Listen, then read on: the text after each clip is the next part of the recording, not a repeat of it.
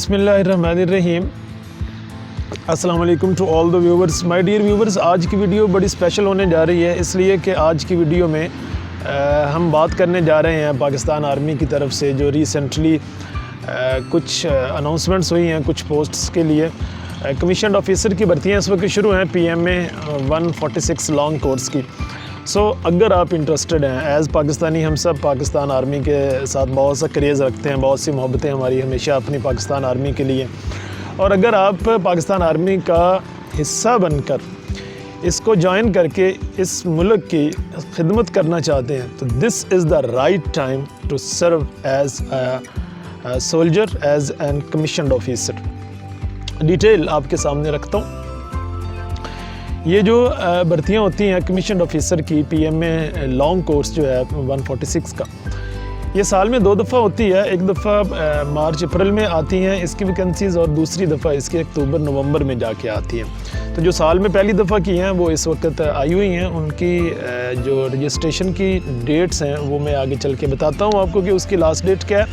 अभी बात कर लेते हैं इसके एलिजिबिलिटी क्राइटेरिया पर कि कौन कौन इसके लिए अप्लाई कर सकता है। इसके लिए जो बेसिक क्वालिफ़िकेशन होती है वो इंटर की रिक्वायर होती है। आप अगर FA, FSC, ICOM, ICS कुछ भी आपने इंटर के इक्वल किया हुआ है तो you are eligible to apply. आपको 60% मार्क्स रिक्वायर्ड होते हैं अप्लाई करने के लिए, और इससे हायर क्वालिफ़िकेशन वाले भी इसमें अप्लाई कर सकते हैं। अगर आपकी क्वालिफ़िकेशन ग्रेजुएशन या इसके इक्वल है, BA, BSc एट्सट्रा है, तो भी आप अप्लाई कर सकते हैं। अगर आप मास्टर डिग्री होल्डर हैं तो भी आप अप्लाई कर सकते हैं।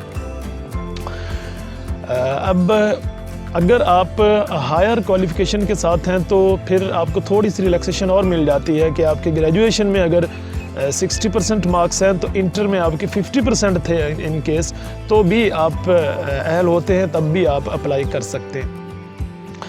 बात कर लेते हैं एज क्राइटेरिया की।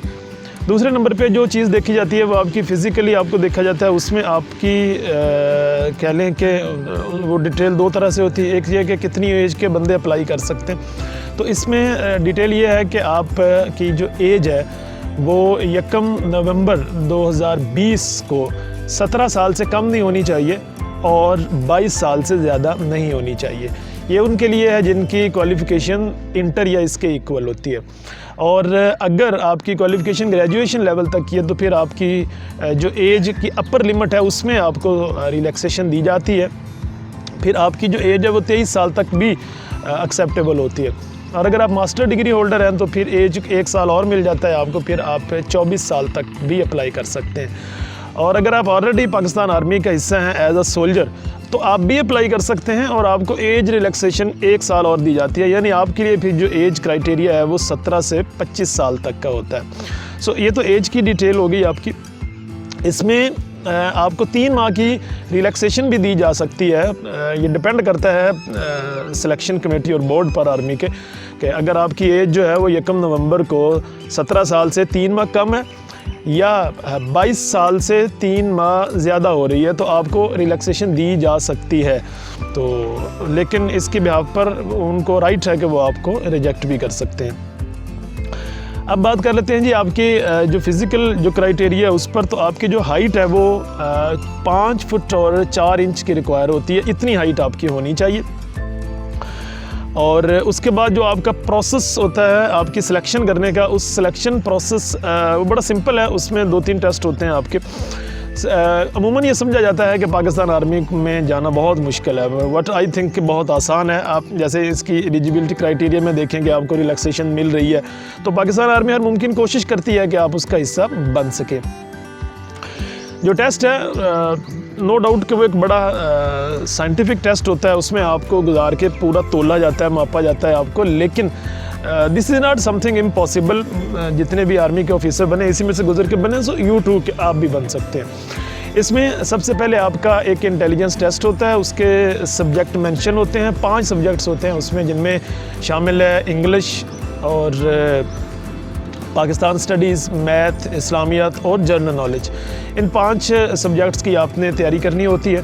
और अगर ये तैयारी आप करना चाहें तो बुरे वाला में इंशाल्लाह इल्म हुनर फाउंडेशन इसके लिए अनाउंसमेंट देगा और आप अप्लाई कर सकते हैं और तैयारी कर सकते हैं।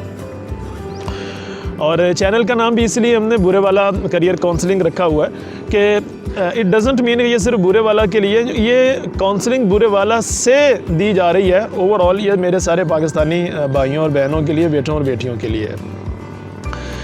इंटेलिजेंस टेस्ट के बाद आपका एक फ़िज़िकल टेस्ट होता है और ये बड़ा मज़े का होता है। इसमें सबसे पहले आपको दौड़ाया जाता है, आपकी दौड़ें लगवाई जाती हैं और ये दौड़ जो होती है आपकी, ये रिक्वायर्ड होती है आपसे में आपने 8 मिनट में 1.6 किलोमीटर आपने दौड़ना होता है। 1.6 किलोमीटर आप दौड़ आपने पूरी करनी होती है।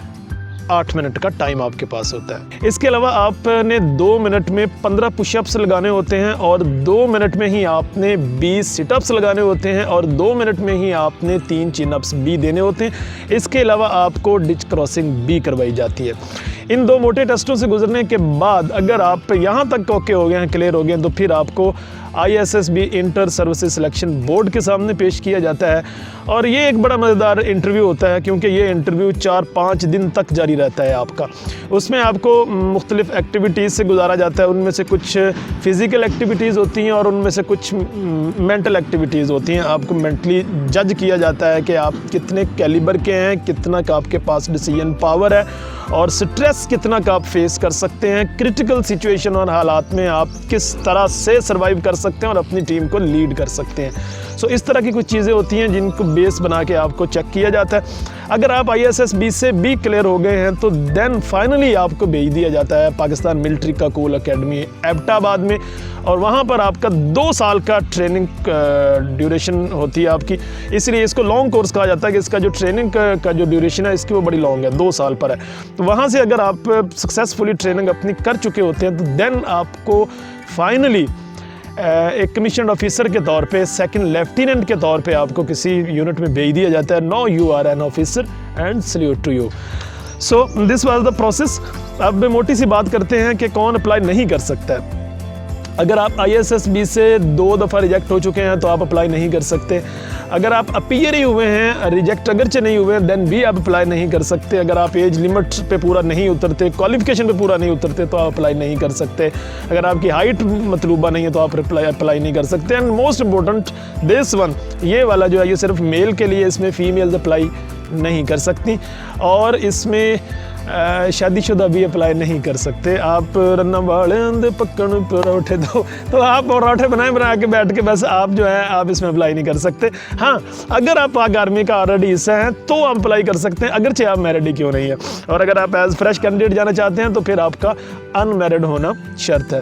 देखें जी, कभी कभी कमारे होने के भी कुछ फ़ायदे होते हैं। वेल माय डियर व्यूअर्स, ये था इसका सारा प्रोसेस कि किस तरह से आपकी सिलेक्शन होती है। और अब बताता हूँ आपको द मोस्ट इम्पोर्टेंट थिंग जिसके लिए आपने यहाँ तक वीडियो देखी है, जो मैंने प्रॉमिस किया था कि मैं आगे चल के आपको बताऊँगा, वो इसकी रजिस्ट्रेशन की डेट है।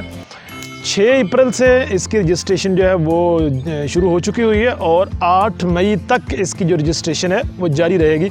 सो 8 मई से पहले आप अपनी रजिस्ट्रेशन करवा सकते हैं पाकिस्तान आर्मी की जो ऑफिशियल वेबसाइट है www.joinpakarmy.pk, उस पे जाके। आप सबके लिए ढेर सारी दुआएं, अल्लाह ताला आपको कामयाब करे। और अगर आप पाक आर्मी का हिस्सा बनना चाहते हैं तो this is the right choice and opportunity for you. Wishing you all the best. Thank you so much.